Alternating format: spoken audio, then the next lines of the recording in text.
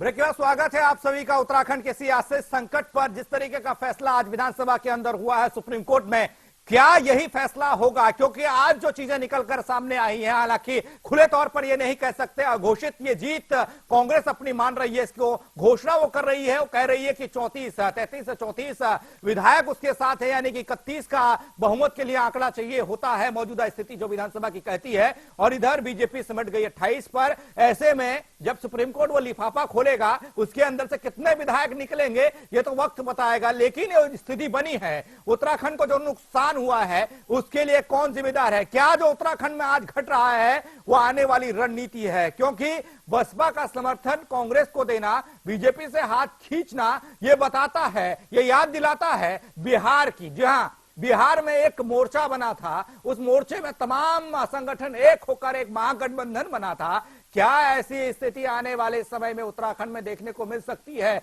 क्योंकि किरकिरी उत्तराखंड में कांग्रेस की भी हुई है, किरकिरी बीजेपी की भी हुई है। तो क्या छोटे दलों को एकजुट कर कांग्रेस आगामी विधानसभा चुनाव में जाएगी? इस पर हम बात करेंगे। मेरे साथ मेहमान बने हुए हैं। अरोड़ा साहब, आपके पास आ रहा हूं और आप ही से जानने की कोशिश करूंगा, क्योंकि आज जिस तरह की स्थिति है, बीएसपी ने साफ तौर पर कह दिया कि वो कांग्रेस के साथ है। क्या आप मानते हैं आने वाले वक्त में, क्योंकि बगावत भी हुई है, जाहिर सी बात है कांग्रेस की छवि जनता के बीच में अच्छी नहीं है, इससे अच्छा संदेश नहीं गया है, ये भी आप समझेंगे। क्या हम एक और महागठबंधन यहां देख सकते हैं उत्तराखंड में?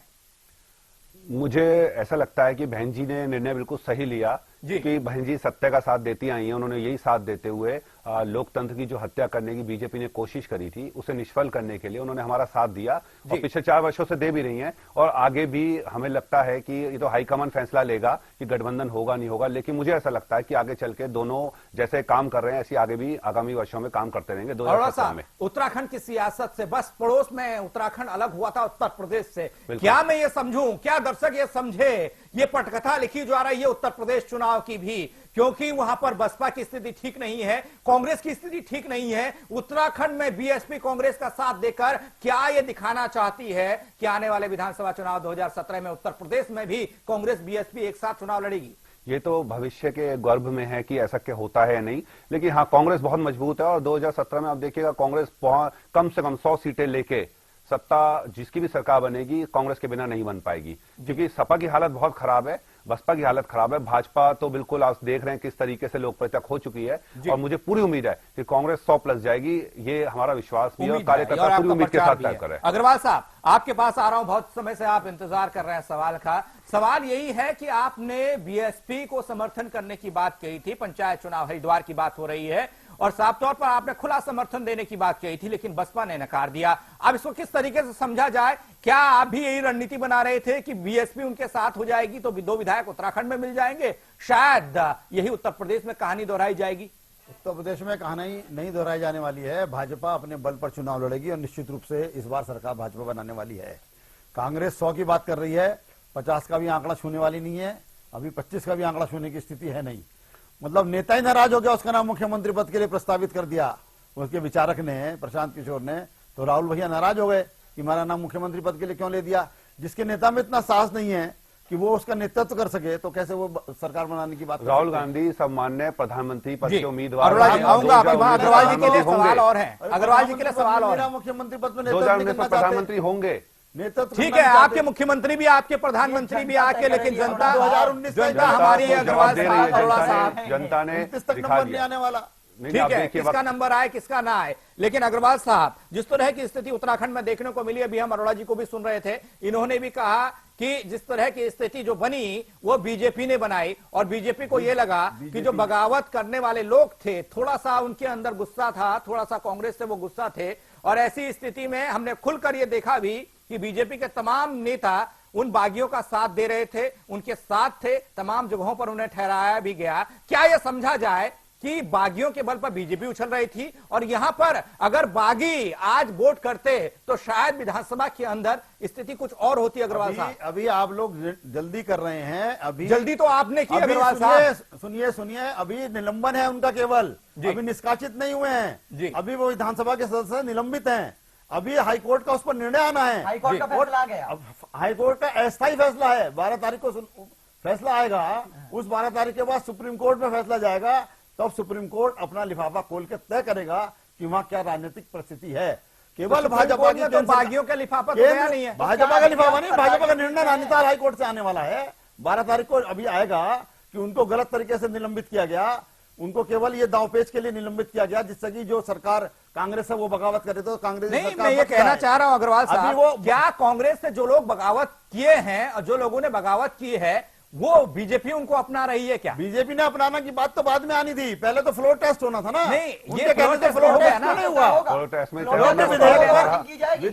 विधेयक पर फ्लोर टेस्ट नहीं कराया कांग्रेस ने, बदल उसी दिन कानून पता के लग तहत जाता। उनकी निलंबन किया गया जो बिल्कुल संविधान के अनुरूप है। निलंबन हो ही नहीं सकता जब तक कि किसी भी विप का उल्लंघन ना हो, तब तक उसको स्पीकर निलंबित नहीं कर सकते। चलिए अग्रवाल साहब, आप कहें आपका गणित आपके पास है, ठीक है, कोशिश करते अरोड़ा जी फैसला करेगा। अग्रवाल साहब, स्थिति ठीक है, आप कहते हैं निलंबन नहीं हो सकता। मैं ये कहता हूं कि मौजूदा स्थिति में सुप्रीम कोर्ट ने भी ये कहा कि वो लोग वोट नहीं कर सकते हैं, यानी कि वो बाहर हैं, यानी कि उन्होंने वोट नहीं किया है। उसके पीछे माननीय सुप्रीम कोर्ट ने कोई न्यायिक व्यवस्था नहीं दी है कि क्यों नहीं कर सकते, लेकिन क्योंकि स्पीकर ने उन्हें निलंबित किया है, इसलिए उनको वोट का अधिकार फिलहाल नहीं दिया जा रहा है।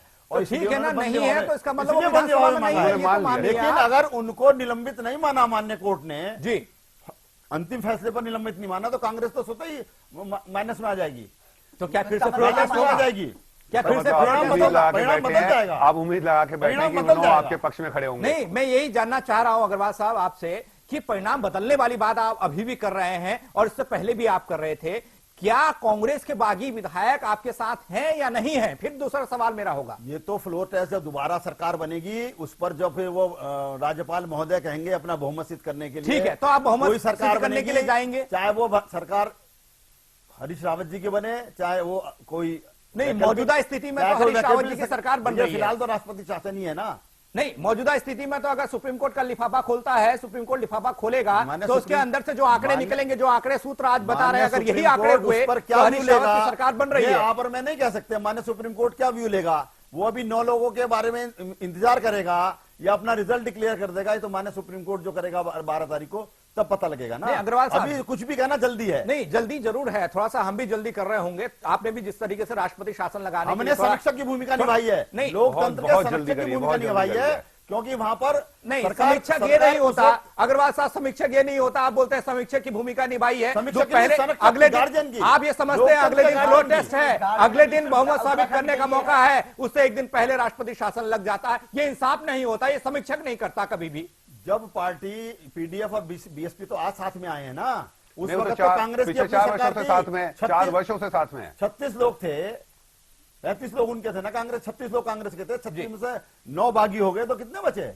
आप लगाइए ना कि अल्पमत में आ गई कि नहीं आ गई? तो ऑलरेडी हमेशा से साथ आज में फ्लोर टेस्ट पर बीएसपी और पीडीएफ साथ में आई है। नहीं, पीडीएफ और निर्दलीय बसपा तो ऑलरेडी साथ में है। ये गणित क्या है, ये गणित क्या है, ये सियासतदान बेहतर समझते हैं। लेकिन मेरा सवाल आपसे ये है कि सुप्रीम कोर्ट ने जिस बेस पर, जिस अपने गाइडलाइंस के हिसाब से कहा, उन्होंने ये कहा कि विधानसभा की 71 सीटें हैं, 71 में से 9 बागियों को हटा दें, तो उसके बाद जो सीटें 61 बचती हैं, 62 बचती हैं, उसके हिसाब से बहुमत साबित करना होगा। यानी कि आपको 31 से 32 सीटें लानी होगी, जिसको कांग्रेस बखूबी ला रही है या ला चुकी है, क्योंकि लिफाफे में बंद हो चुका है। अगर ये सुप्रीम कोर्ट ने कहा है तो जाहिर सी बात है इसी बेस पर सरकार बनेगी ना। सुप्रीम कोर्ट 12 तारीख को जो कहेगा ना उसको माना जाएगा ना। आज तो नहीं, इसके हिसाब से सुप्रीम कोर्ट क्या कह सकता है? आप प्रेडिक्शन नहीं तो कर सकते हैं ना। नहीं, हम कर रहे हैं ना, आप भी तो कर रहे हैं, तो आप भी समीक्षा कर रहे हैं। मुझे एक बात बताइएगा, सुप्रीम कोर्ट के निर्णय से पहले आप और मैं कोई उसके ऊपर कमेंट नहीं कर सकते। नहीं, सुप्रीम कोर्ट ने जरूर कहा है कि जो शक्ति परीक्षण हुआ है उस बेस पर ही उत्तराखंड की सियासत किस करवट बैठेगी, ये फैसला हो सुप्रीम कोर्ट जाएगा। ने ये नहीं कहा है कि जो उसका रिजल्ट होगा हाथ क्या रिजल्ट डिक्लेयर कर दिया जाएगा और सरकार बन जाएगी।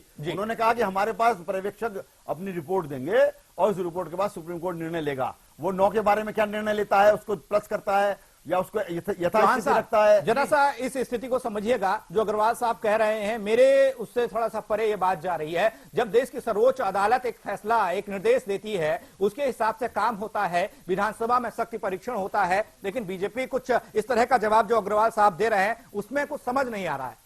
बीजेपी का कोई ये पहला कारनामा नहीं है कि कोर्ट के फैसलों पर कई बार इनको आपत्ति हुई है। ये लोग बार बार इस तरीका का काम करते आए हैं। कोर्ट का निर्णय तो 12 तारीख को आने वाला है। कौन सा निर्णय? निर्देश दिए थे, निर्देश दिए। फ्लोर टेस्ट का निर्णय हुआ है। हाँ, तो जो प्रोसीडिंग्स बताई गई थी वो फॉलो हुई है। सुप्रीम कोर्ट का निर्देश है वो। नहीं, जो निर्णय 12 तारीख को आएगा। आप उससे पहले कैसे कहते थे? नहीं, जो प्रोसीडिंग बताई गई वो फॉलो तो हुई, मानते हैं कि नहीं मानते हैं? प्रोसीडिंग हुई है ना? हाँ, तो ना बीजेपी ने फॉलो करनी थी ना कांग्रेस ने करनी थी। सबके लिए थी, सबके लिए थी, वो तो सबके लिए थी। देखिए, भाजपा का मनोबल इस समय गिरा हुआ है, उनकी हताशा साफ झलक रही है। हमारी वो कोई हताश हताशा नहीं है। होकर कोर्ट जो वो फैसला जो चाहते थे वो नहीं हो पाया। कोर्ट कल साबित हो जाएगा कोर्ट में। संभालिए। नहीं, हम लोग तो नहीं, संभाल ठीक है, लेंगे आपका अपने घर तो परिवार को, खाली है लेकिन ना, आपके घर में आ जाएंगे क्या? क्या बात है? हमारा तो हृदय विशाल है, आएंगे तो हम लेंगे। लेकिन मोदी जी का हृदय विशाल तो नहीं था। जब उससे पहले जब लोकसभा चुनाव हो रहे थे, उन्होंने साफ तौर पर कहा कि हम जोड़ तोड़ की सियासत नहीं करते हैं, ऐसा नहीं करते हैं। लेकिन देखा गया उसके बाद अग्रवाल साहब, देखा गया तमाम लोगों के लिए आपने हाथ खोल दिए, तमाम लोगों के लिए आपके दिल खुल गए। हमने उनको नहीं तोड़ा, खुद ही घर छोड़कर आए हैं वो। उन्होंने फ्लोट की मांग की नहीं, विधेयक पर। आप लोकतंत्र में रहकर वित्त विधेयक के ऊपर नहीं। आप मतदान नहीं करेंगे? अग्रवाल जी क्या फिर कांग्रेस दूध के के- धुले हो जाएंगे सारे कांग्रेस के विधायक जिन पर जितने- आप आरोप लगाते हैं? कांग्रेस के जितने भी सांसद बीजेपी में गए हैं वो पहले कांग्रेस में थे तो अपराधी थे, वो भ्रष्टाचारी थे, लेकिन जैसे ही वो भाजपा में आए वो देवता हो गए। कल भी एक नाम अमित अग्रवाल जी ने मैंने लिया था जो एक दिन का मुख्यमंत्री में रहे हैं और वो भाजपा में आ गए तो देवता हो गए। ऐसा क्या है भाजपा में जाते ही आदमी को एक सर्टिफिकेट मिल जाता है कि वो ईमानदार और शरीफ हो जाता है? नहीं, आपको लोग गाली देते हैं और आप फिर उनके साथ गठबंधन मन बना लेते हैं। ऐसा बहन जी नहीं ने है। कितनी बड़ी गालियां दी, हमेशा पुनिया जी को कोसती रहती हैं और उसके बाद आप कह रहे हैं कि हम गठबंधन वो एक बनाएंगे, हम सरकार व्यक्ति बनाएंगे। विशेष को कोसती है, वो कांग्रेस उनके को नहीं सचिव रहे, कोसती। उनके कांग्रेस ने तो सचिव 4 रहे साल से और उनको 4 गालियां साल देती रहती से हैं। वो उनका आपसी निजी मामला वो कुछ निजी ऐसा रहा। मामला थोड़ी होता है, उनके राजनीति नहीं, में उनके अग्रवाल साहब, सचिव रहे, उनके एक बात, सचिव से उनके कोई चलिए विवाद चलिए है, ठीक है, वो ये भी बातें बुरा मैं कहती सहमत है। हूं आपसे। एक बात का जवाब दीजिएगा, मौजूदा स्थिति जो उत्तराखंड की है, एक स्टिंग भी हुआ था, कांग्रेस से भी जवाब लूंगा। हालांकि ये स्थिति सरकार बनाने को लेकर है, लेकिन जो स्टिंग के अंदर दिखाई दिया था, उस स्टिंग में यह था कि खरीद फरोख्त की बात हुई थी। और जो चीजें मेरे पास है वो ये कहती हैं, मेरे सूत्र ये कहते हैं, मेरे सहयोगी भी बता रहे थे कि बार बार केंद्र सरकार हरीश रावत को परेशान करती रहेगी स्टिंग को लेकर। क्या ऐसी स्थिति देखने को मिलेगी? हाँ, सीबीआई बिल्कुल ऐसा जांच, होगा, ये बिल्कुल जांच, ऐसा होगा। वो जांच, ऐसा होता रहेगा क्या? बिल्कुल होगा, क्योंकि जब नहीं, आप ये क्योंकि चाहते इनकी हैं कि हताशा जांच और हो ही इनकी नहीं। निराशा। अगस्ता हेलीकॉप्टर की जांच ना हो, आप चाहते हैं कि लोग बेईमानी भ्रष्टाचार कर ले और जांच ना हो। अगस्ता की जांच और हो ये रही स्टिंग है और अगस्ता बिल्कुल से क्लियर हो होगा। जाए, अच्छे उसकी दिन जांच की ना भी हो। जांच होनी चाहिए, अच्छे दिन की भी जांच है, अच्छे दिन बिल्कुल की भी सही जांच कहा। होनी चाहिए। अच्छे दिन की जांच तो जनता करेगी। आज हाँ, तो पाँच जनता साल को बाद बता जनता देंगे। रो अभी जनता तो रो रही जनता है, त्रस्त है, व्यापार अभी ठप तो हो जिन चुका है, व्यापारियों- त्रस्त हो चुका है, अग्रवाल व्यापारी रो साहब, रहा अग्रवाल है। जी, जिन व्यापारियों ने आपको अग्रवाल जी, जिताया है वो व्यापारी रो रहे हैं। अग्रवाल जी, सराफा दोनों व्यापारियों ने एसोसिएशन क्या कहा कि हमारी तो- सबसे बड़ी भूल थी। ठीक है, जरा हर सुन लीजिए। व्यक्ति आज हर अरोड़ा व्यापारी जी, कह रहा हमारी बहुत बड़ी अरोड़ा भूल जी थी। जरा सुन लीजिए क्या बोल रहे हैं। बोलिए साहब, बोलिए अग्रवाल जी, बोलिए। हम ये कह रहे हैं कि आप अभी से क्यों पेट में दर्द लिए हुए हैं हमारे अच्छे दिनों के बारे में? 19 में हम जब फील्ड में आएंगे, चुनाव होंगे, तब हमसे जवाब दे, जनता पूछेगी, आप भी फिर पूछिएगा, आप कहेंगे हम जवाब मित्रों, देंगे। अभी नहीं। आप बीच में ही आप मिड टर्म के अग्रवाल साहब, ले रहे हैं। अग्रवाल साहब जो चुनाव से पहले मीठी गोलियां आपने खिलाई हैं, उनका कहीं ना कहीं या तो दर्द होगा या वो चेहरे पर दिखाई देगा कि हालांकि क्या चीजें हुई हैं। सवाल सब चीज पर होना चाहिए। मेरा सवाल ये था कि स्टिंग मामले पर क्या बार बार केंद्र सरकार दखल देगी, बार बार जांच कराएगी? तो एक बार भी नहीं गए सीबीआई के सामने, आज जाना था उनको, कल गए नहीं वो, अभी तो सामने आएंगे। इसका मतलब पूरी तैयारी एक स्टिंग ऑपरेशन, पूरी दूसरा तैयारी स्टिंग हो ठीक है ऑपरेशन। अग्रवाल साहब, आपके पास आ रहा पूरी हूं। तैयारी। भगत सिंह कोश्यारी जी मेरे साथ जुड़ रहा है, बीजेपी के वरिष्ठ नेता और पूर्व मुख्यमंत्री उत्तराखंड के भी हैं। कोश्यारी साहब, स्वागत है आपका इंडिया क्राइम में। उत्तराखंड की मौजूदा स्थिति को लेकर आप लोग भी बार बार कह रहे थे कि सरकार बनेगी तो बीजेपी की बनेगी, कांग्रेस अल्पमत में है, लेकिन मौजूदा जो स्थिति आज सामने निकल कर आ रही है, क्या कुछ कहेंगे उस पर आप? नहीं, कांग्रेस तो निश्चित रूप से 18 तारीख को अगर अल्पमत में कांग्रेस नहीं होती तो कांग्रेस की सरकार गिरती क्या? जी, और कांग्रेस अल्पमत में नहीं होती, सरकार नहीं गिरी होती तो क्या सुप्रीम कोर्ट में मान लेता कि हाँ राष्ट्रीय शासन लागू रहना चाहिए, जी। केवल 2 घंटे के लिए फ्लोर टेस्ट के लिए क्या कहते हैं राष्ट्रीय शासन उठेगा? तो इसका सीधा अर्थ है कि तो सुप्रीम कोर्ट ने मान लिया कि वही उसमें सरकार गिरी, सरकार कांग्रेस अल्पमत में थी। जी। कोश्यारी साहब, बीजेपी की स्थिति जरा बताइएगा कि बीजेपी सरकार बनाने को लेकर आतुर थी और बार बार ये कह रही थी कि प्रदेश में सरकार बनेगी तो बीजेपी की बनेगी। किस हिसाब से बीजेपी ने गणित भिड़ाया था अपना? ठीक है, बहुत अच्छा आपका प्रश्न है। जी, पहले 9 विधायक अलग हो गए जी, और उसके बाद अनेक विधायकों ने कहा कि भाई नहीं, हम भी चाहते हैं कि कांग्रेस की सरकार चली जाए, जी। कि हमारे वहाँ के उनके जो मुख्यमंत्री तत्कालीन हरीश राव जी उनसे मिलते तक नहीं, समय नहीं देते, सब दिन के लिए भ्रष्टाचार बढ़ रहा है जी। तो उन्होंने हमको आश्वासन दिया था। फिर विशेष करके हमको लगता था कि वीएसपी जो है वो साथ देगी, उनके विधायकों से हमारी लगातार बात होती रही। अब अंत में उन्होंने पहले कहा हम साथ देंगे, कांग्रेस की बुराई करते रहे, पर क्योंकि उनकी सुप्रीमो मायावती जी है और अंतिम क्षण में मायावती जी ने कांग्रेस को प्रेफर किया। तो कोश्यारी साहब, मैं सहमत हूँ आपकी बातों से, मैं सहमत हूँ, क्योंकि जब दूसरे के घर में आग लगेगी तो वो घर छोड़ के भागेंगे तो कहीं ना कहीं आसरा तो ढूंढेंगे ही। क्या ये समझा जाए या हम समझ पाए, दर्शक ये समझे कि जो स्थिति बीजेपी दिखा रही थी, जो बना रही थी, वो कांग्रेस के बागी विधायकों के बल पर बन रही थी? नहीं, बागी विधायकों के अलावा भी बीएसपी के दोनों विधायक कांग्रेस के साथ नहीं गए होते तो 11 विधायक बीजेपी के पास होते, आप ये कह रहे हैं? भिन्न होता और कांग्रेस के निश्चित रूप से कम से कम आधा दर्जन नहीं तो 3 विधायक 4 विधायक तो निश्चित रूप से भाजपा में करते थे, पर सोचे सपा ने खुला समर्थन उनका मौके पर दे दिया। तो उन विधायकों ने सोचा कि हम तो जाए वहां तो संभाल गए। जी कोश्यारी साहब, एक बहुत पहले की बात है, जब लोकसभा चुनाव हो रहा था उस दौरान हम देश के प्रधानमंत्री जो उस समय भावी प्रधानमंत्री थे, और उस दौर में वो एक बात तो उन्होंने कही थी कि बीजेपी जोड़ तोड़ की राजनीति नहीं करती है और ऐसे लोगों का समर्थन नहीं करती है, ना साथ देगी। क्या उसकी विचारधारा तब और अब बदल चुकी है क्या? कोई सरकार की बुराइयों से, सरकार के कारनामों से जनता तंग हो रही हो, जनता परेशान हो रही हो, और उसके बाद अगर उस सरकार के खिलाफ उसी पार्टी के लोग, सदस्य के लोग जो हैं, विधायक लोग अगर विद्रोह करते हो तो हम क्या कहें कि तुम विद्रोह मत करो और तुम भी मिल करके उनके साथ भ्रष्टाचार बढ़ाओ और माफियागिरी बढ़ाओ और खनन से माफियागिरी बढ़ाओ? क्या ये कहें हम उनसे, या कहें कि नहीं चलो ठीक है आ रहे हो तो अच्छी बात है? मैं सोचता हूँ कि अगर खनन के खिलाफ, अगर खनन के खिलाफ, शराब का जो व्यवसाय जिस ढंग से चल रहा है उसके खिलाफ, कोश्यारी जी बहुत अच्छी बात है। आप भी इस प्रदेश के मुख्यमंत्री रहे हैं और आगे भी बीजेपी आपको आगे कर रही है। कई बार आपका चेहरा हमने देखा है, बड़े बड़े पोस्टर और बड़े बड़े होर्डिंग लगते हैं और उसमें आपका चेहरा बहुत बड़ा बड़ा लगता है। लेकिन प्रदेश की जनता की ओर से मेरा एक सवाल आपसे है कि वाकई में जो स्थिति आज उत्तराखंड विधानसभा की बनी है, जनता अपने आप को छला सा महसूस कर रही है। एक छोटा सा कार्यकाल उत्तराखंड ने बिताया है, मात्र 15 साल, बालिग भी नहीं हुआ साहब राज्य, लेकिन ऐसी स्थिति बन गई। कौन जिम्मेदार है इस चीज के लिए? जनता ये सवाल आपको जानना चाहती है, जवाब जानना चाहती है। जी, जनता ठगा सा महसूस कर रही है और हम भी मानते हैं कि जनता ठगा सा महसूस कर रही है, और हमें इस बात का दुख भी है कि हम प्रदेश में जिस ढंग का स्थायित्व चाहिए वो नहीं दे पा रहे हैं। अब क्योंकि पिछले 15 वर्षों में अनेक प्रकार के अनुभव आए हैं, तो आगे जो भी राजनीतिक दल हो, चाहे बीजेपी हो चाहे कांग्रेस हो, निश्चित रूप से इस प्रकार से आगे नीतियां बनाएंगे तो स्वाभाविक है कि बीजेपी का शासनकाल पूरा 5 साल चला, पहले कांग्रेस का भी 5 साल चला, लेकिन इस बार कांग्रेस में पहले विद्रोह, फिर विद्रोह और अभी शायद तीसरा विद्रोह और होने वाला है। तो इसलिए अभी स्थिति क्या है कि कांग्रेस की स्थिति ऐसी है कि उनको ये भी नहीं लगता कि अगर मुख्यमंत्री लोकप्रिय लिए तो उसे हटा दो। अब उसको चिपके रहना चाहते हैं क्योंकि वो ज्यादा पैसा जो दिल्ली से वो उसी को मुख्यमंत्री बनाए रहना चाहते हैं। जी चलिए कोश्यारी जी, बहुत बहुत शुक्रिया आपका हमारे साथ जुड़ने के लिए, अपने विचार हम तक रखने के लिए और जनता को बताने के लिए कि मौजूदा स्थिति आखिर बनी क्यों है, कौन इस चीज के लिए जिम्मेदार है।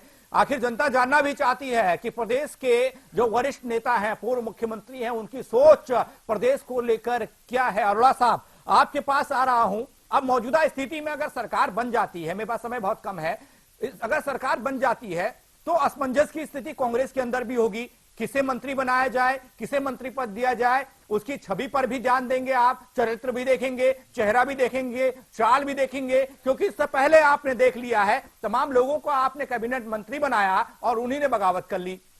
हमारे लोकप्रिय मुख्यमंत्री हरीश रावत जी सक्षम है और हाईकमान फैसला लेगा किसको मंत्री बनाना है, कैबिनेट का क्या रूप होगा, और उम्मीद है इस बार ऐसा नहीं होगा और बहुत तरीके से काम किया जाएगा। और जो गलतियां पीछे हो चुकी हैं या जो चुनने में गलती हुई है वो सब ध्यान रखा जाएगा। अरोड़ा साहब, एक और सवाल आपके लिए है, जो सूत्र बता रहे हैं वो ये बता रहे हैं कि अभी सरकार अगर कांग्रेस की बन जाती है तो उसके बाद कुछ दौर में, जैसे एक दिन के लिए मुख्यमंत्री फिर से बने थे हाईकोर्ट के फैसले के बाद, अगर आपको याद हो, तो उस दौरान कैबिनेट की बैठक होती है और तमाम लोक लुभावन फैसले, योजनाएं एक बार बता दिए जाते हैं, बना दिए जाते हैं और जनता के सामने पेश कर दिए जाते हैं। ऐसी स्थिति में जो खबर मेरे पास है वो खबर ये कहती है कि हरीश रावत एक बार फिर से सरकार बनाएंगे, इस तरह की लोक लुभावन वादे एक बार फिर से करेंगे और उसके बाद विधानसभा को भंग करेंगे। क्या ऐसा होगा? नहीं, बिल्कुल ऐसा है नहीं होने का, कि हरीश रावत जी अपनी लोकप्रियता, अपने कार्य को दिखा चुके हैं कि उत्तराखंड में कितनी तरक्की 4 साल में हुई है और वो लोकप्रिय है, जनता उन्हें चाहती है, प्यार करती है। और 2017 में आप देख लीजिएगा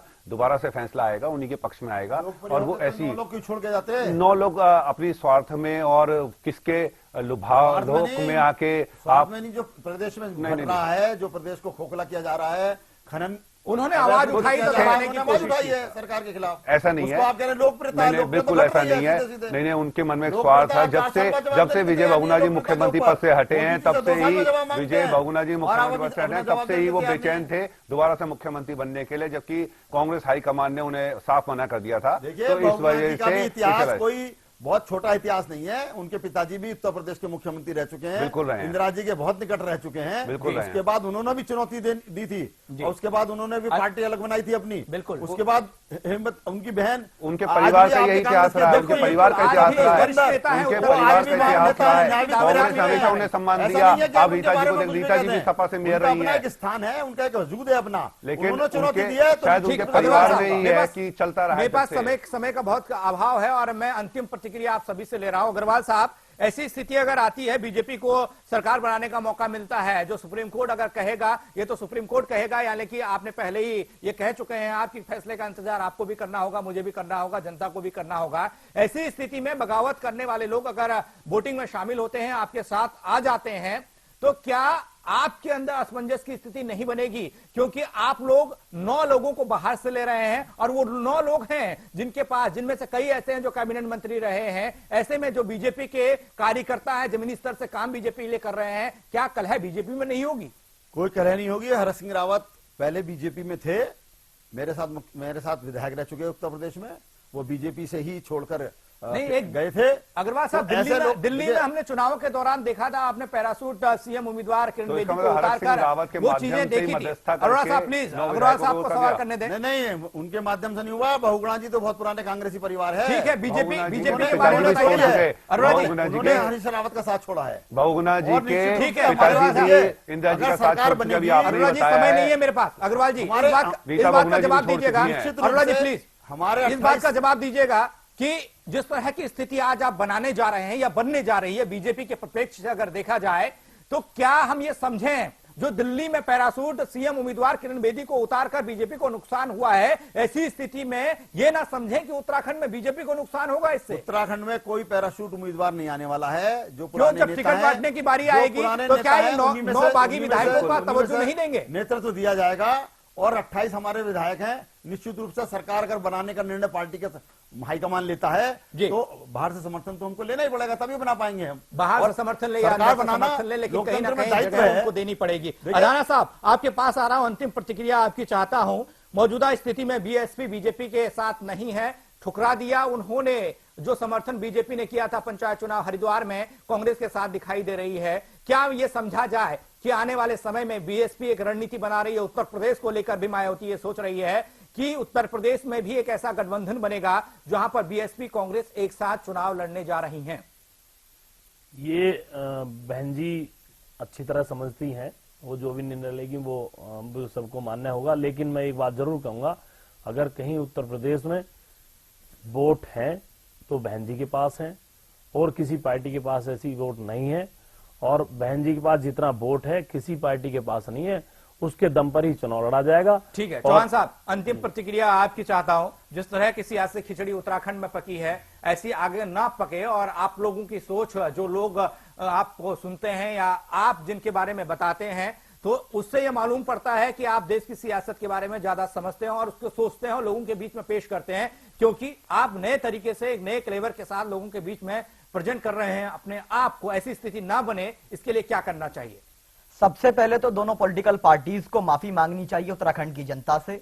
दूसरा यह है कि जब पार्लियामेंट्री फॉर्म ऑफ डेमोक्रेसी ये होती है कि अगर किसी को आवाम ने मैंडेट दिया है तो उसमें आवाम की तरक्की, आवाम की खुशहाली की बात की जाए, ना कि इस तरह की ड्रामेबाजी। दूसरी बात, बीजेपी की घटती लोकप्रियता जैसे ही बढ़ती है, जैसे ही उनसे सवाल किए जाते हैं, वो एक नया शिगुफा लेकर आते हैं। जैसे वो एक बार देशद्रोही का शिगुफा लेकर आए, एक बार लव जिहाद का लेकर आए, फिर घर वापसी का लेकर आए, इस बार इन्होंने उत्तराखंड के स्टिंग ऑपरेशन का लेकर आए। अग्रवाल साहब, इसी बात का जवाब अंतिम क्षणों में जाते जाते सुनिएगा, ये शिगुफा है। अग्रवाल साहब, ईमानदारी का तरीका है, देश का ध्यान अग्रवाल साहब ईमानदारी से जवाब दीजिएगा।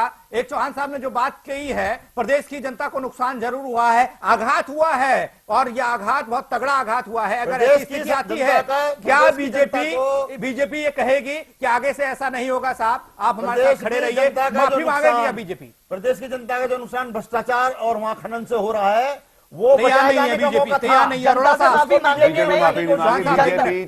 बीजेपी तो तैयार बैठी हुई है। कांग्रेस तैयार है क्या? कांग्रेस तैयार है क्या? क्योंकि कांग्रेस भी उतनी ही जिम्मेदार है जितनी बीजेपी जिम्मेदार आप ठहरा रहे हैं। कांग्रेस अपनी गलती हमेशा से एक्सेप्ट करती आई है और जनता के बीच में दोबारा जाएगी तो जनता उसका जवाब दे देगी। जनता से हर बात जनता के सामने आ गई, जनता सब समझ रही है कि कैसे अभी हरक सिंह रावत जैसे बीजेपी छोड़ के बता रहे गए थे कांग्रेस में, और जैसे कि दोबारा से सब कुछ समीकरण बैठा है। उम्मीद अरोड़ा साहब, उम्मीद टिकी हुई है जनता की आप लोगों पर। बिल्कुल, जनता की उम्मीद पूरी हो गई। हैं जो जनता के लिए काम कर सकते हैं, क्योंकि जनता सीधे तौर पर काम नहीं कर सकती है। चर्चा में भाग लेने के लिए, मेरे साथ जुड़ने के लिए उज्जवल अरोड़ा जी आपका, और अग्रवाल साहब, अमित अग्रवाल साहब आपका, और अदाना साहब आपका, चौहान साहब आपका बहुत बहुत शुक्रिया। जिस तरह की स्थिति उत्तराखंड में बनती हुई दिखाई दे रही है, अब वो स्थिति यानी कि वो लिफाफा सुप्रीम कोर्ट में जाकर खुलेगा। हालांकि भविष्य में ये बात है, देखने वाली बात है कि किसके पास कितना गणित है, किसकी सरकार बनेगी। लेकिन उत्तराखंड की जनता को आघात जरूर हुआ है, और एक सवाल वही, क्या जो उत्तराखंड के राज्य में हुआ है, ऐसी स्थिति इस देश में फिर कभी देखने को नहीं मिलेगी क्या?